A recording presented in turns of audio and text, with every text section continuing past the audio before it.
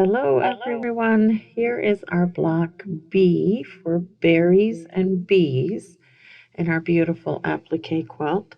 This block is also a number of different designs. On the bottom, we have onion peels.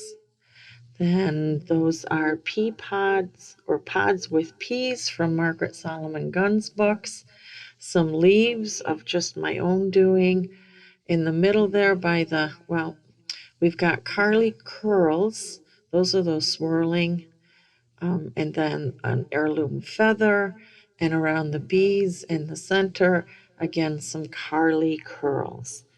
The pea pods you can find in Margaret Solomon Gunn's book on page 31. And Karlee Kurls you can find in her book on page 77. So just a cute little, you can blend different designs.